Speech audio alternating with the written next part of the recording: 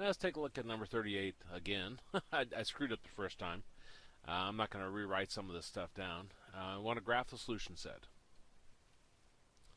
Well, to begin with, this over here, if your problem's a less than or equal to, it's going to be a lower left-hand triangle.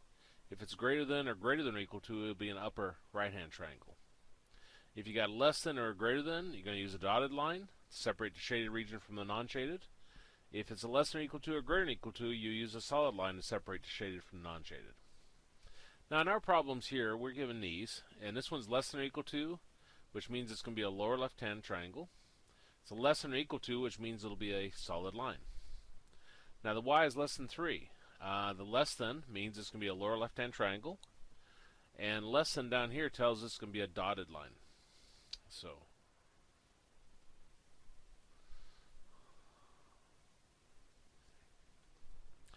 I'm going to exit out Word because my computer's like telling me I'm having like memory problems, which shouldn't be because I just bought the brand new computer, but I'll whine another day, I guess.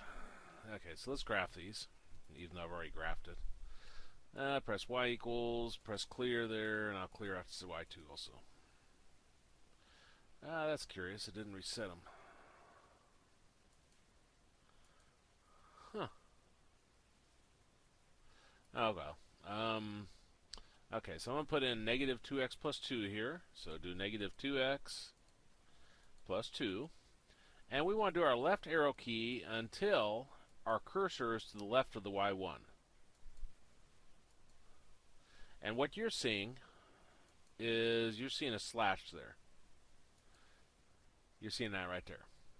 Well, we said for the negative 2x plus 2, we want a lower left-hand triangle. So we'll press enter one time, becomes a thick slash, one more time is an upper right hand, and one more time is a lower left. And then I'll down arrow, and my cursor's right here. And again, where you're sitting is right here. So you'll press enter, change the thick slash, enter one more time is upper right, and one more time is the lower left. Now you're going to right arrow over till your cursor's right here, and then you'll put in 3. This process works out really good if you can solve for y easily. If you got a y squared, then you can't. Don't even try to do this. Okay, so we're going to press graph, and as it's graphing, we're going to watch it because one of these will be solid and one of these will be dotted. So press graph. There's y1. That's a solid line there. And there's y2, and that's going to be a dotted line. Our answer is where they're both shaded. So we said that this is going to be a dotted line to here, and then a solid line down to there. And that right there is going to be our answer, where they're both shaded. So, looks like B is in Bill, so let's go check that, 38B. And that's our answer. Okay, so let's look at how to do this by hand then.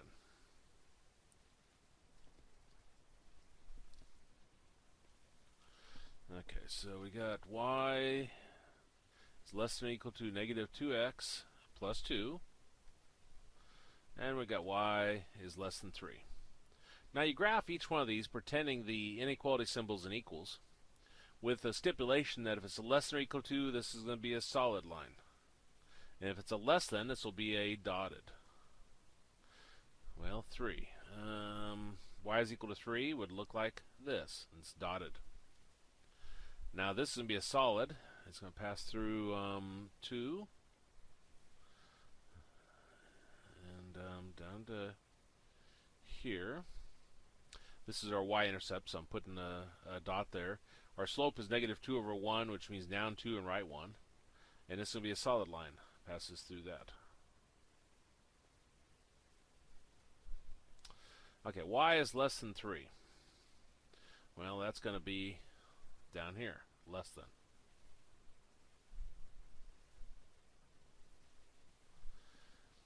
Now for the other one, y is less than or equal to negative 2x plus 2. You pick a test point.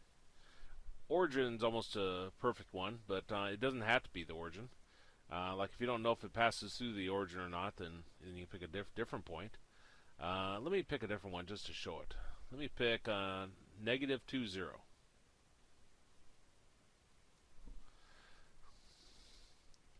So I'll put 0 in for the y. And this is more of a question mark at this point. And we'll put negative 2 in for the x.